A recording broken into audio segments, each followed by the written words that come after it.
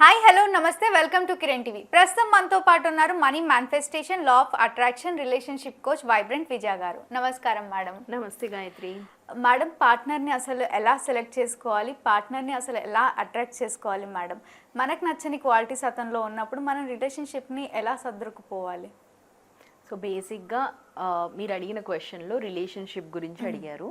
అయితే పార్ట్నర్ని ఎట్లా అట్రాక్ట్ చేయాలి అంటున్నారు. నెక్స్ట్ ఏంటి అంటే నాకు నచ్చిన క్వాలిటీస్, నచ్చని క్వాలిటీస్ అని ఫోకస్ పెడుతున్నారు. సో నచ్చని క్వాలిటీస్ గురించి మనం ఫోకస్ పెడుతున్నాము అంటే ఆ నచ్చని క్వాలిటీసే వస్తాయి కదా. యూనివర్స్ ఎప్పుడైనా ఎస్ యూనివర్స్, నువ్వు ఏం చెప్పినా తదాస్తు అంటది. సో నచ్చని క్వాలిటీస్ మీద ఫోకస్ పెడితే నచ్చని క్వాలిటీస్ ఉన్నవాడే వస్తాడు. ఓకే. అయితే ఫస్ట్ థింగ్ మనం ఏం చేయాలి, మన పార్ట్నర్ని, నేను పార్ట్నర్ని అట్రాక్ట్ చేసే పరిస్థితిలో ఉన్నాను అనుకున్నప్పుడు లైఫ్లో ఎప్పుడైనా ఫస్ట్ మనం చేసేది ఏంటి అంటే నాకు కావలసిన రిలేషన్షిప్లో నాకు ఎలాంటి వాళ్ళు కావాలి అనే ఒక ప్యూర్ బ్లూ ప్రింట్ నీలో ఉండాలి. అంటే నువ్వే నీ లైఫ్కి డైరెక్టర్, నువ్వే నీ లైఫ్కి డైరెక్టర్, నువ్వే స్టోరీ రైటర్, నువ్వే స్క్రిప్ట్ రైటర్, నువ్వే అన్నీ. అంటే ఇప్పుడు గాయత్రికి ఒక డివైన్ పార్ట్నర్ కావాలి అనుకుంటున్నాము. ఆ డివైన్ పార్ట్నర్ ఎలా ఉండాలి అనేది నీకు ఫస్ట్ క్లారిటీ రావాలి. Like let's say that this is what I want in my partner. 1 2 3 పాయింట్స్గా రాయాలి. ఎప్పుడైనా రాసిన దానికే పవరు. ఒక బుక్ పెట్టుకొని మై డివైన్ పార్ట్నర్ అనే ఒక బుక్ స్టార్ట్ చేసేసి అందులో ఎలాంటి క్వాలిటీస్ కావాలి అనేది రాయాలి. రైట్. రాసేటప్పుడు మనం మంచి రాస్తామా చెడు రాస్తామా? మంచిగా రాస్తాం మోస్ట్లీ. చెడు ఎందుకు జరగాలని రాస్తాం, అంతే కదా. సో మనకు కావాల్సిన క్వాలిటీస్ అంటే ఒక మూవీ క్రియేట్ చేస్తున్నావు, నీ రాజకుమార్ని నువ్వు ఎంచుకుంటున్నావు అంటే నువ్వు ఎలాంటి క్వాలిటీస్ని రాస్తావు. అలా రాసినప్పుడు రోజు కావాలంటే మనం ఒకే రోజు రాయాలని లేదు. మెడిటేషన్ చేసి ఒక 15 మినిట్స్ మెడిటేషన్ చేసేసి కూర్చొని ఒక 10 మినిట్స్ రాసినా చాలు. ఒక 10 మినిట్స్ మీ అనుకున్న డివైన్ పార్ట్నర్ నీ ముందుంటే ఎలా ఉంటుంది అనే దాని మీద విజువలైజ్ చేస్తూ ఎలాంటి క్వాలిటీస్ కావాలి అనే దాని మీద నీకు పాయింట్స్గా రాయాలి. రైట్. ఈ పాయింట్స్ రాసేటప్పుడు ఎలా రాయాలి అంటే ఆల్రెడీ ఆ డివైన్ పార్ట్నర్ నాలోనే ఉన్నారు అన్నట్టు రాయాలి. అంటే ఐఎమ్ కైండ్ అంటున్నావు అంటే ఐఎమ్ హానెస్ట్ అనేటప్పుడు ఇలాంటి క్వాలిటీ నీలో ఉందా లేదా అనేది తెలియాలి.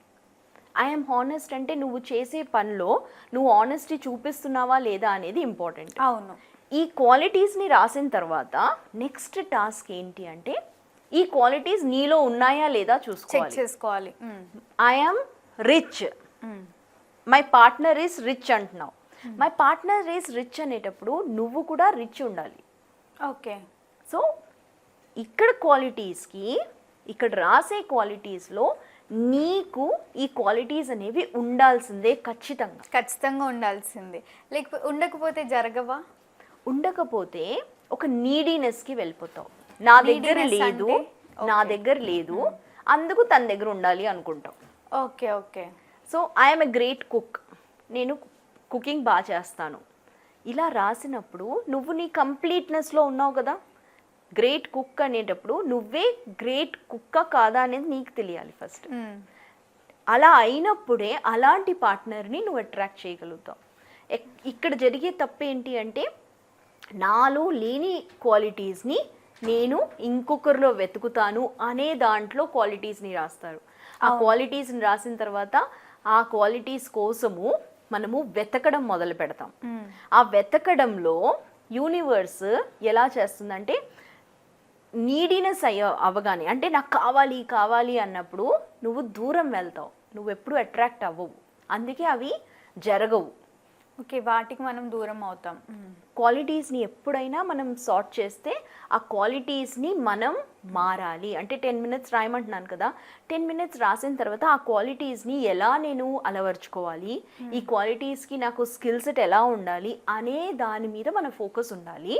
నువ్వు కంప్లీట్గా ఆ ఏ మనిషిని నువ్వు కావాలి అనుకుంటున్నావు ఆ మనిషిలా మారాలి.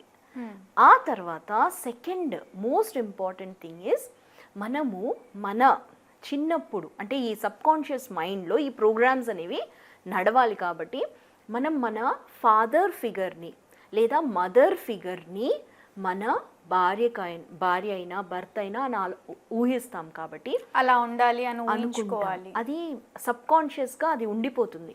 అంటే చిన్నప్పుడు నార్మల్ గా మైండ్ లో ఉంటుంది అలాంటి హస్బెండ్ కావాలి లేదా అలాంటి వైఫ్ కావాలి అనుకుంటాం కదా. అలాంటప్పుడు మనం ఏం చేయాలి అంటే కొన్ని చైల్డ్హుడ్స్ చాలా బాధాకరంగా ఉంటుంది లేదా కొన్ని తెలియని విషయాలు ఉంటాయి.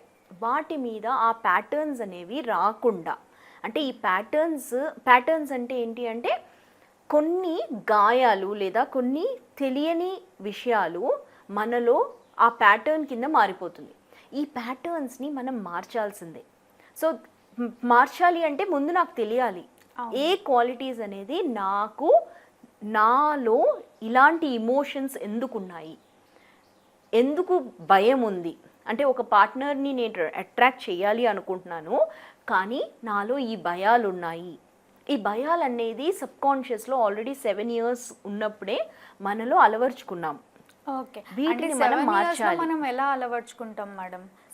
బేసిక్గా మనము స్టూడెంట్గా ఉన్నప్పుడు టీచర్స్ నుంచి ఎన్వైరన్మెంట్, మదర్, ఫాదర్, బ్రదర్, మన రిలేషన్షిప్లో ఉన్న వాళ్ళ దగ్గర నుంచి మాటలు విని అంటే మనం ఏమనుకుంటాం, మనం వినట్లేదు అనుకుంటాం. కానీ మన ఫార్మేషన్ అంటే నీ బిహేవియరు, నీ లైఫ్ స్టైల్ అన్నీ వేటితో ముడిపడి ఉంది అంటే ఈ 7 yearsలో నువ్వు ఏం చెప్పావు, ఎలా చేసావు అనే దాని మీదే ముడిపడి ఉంటుంది.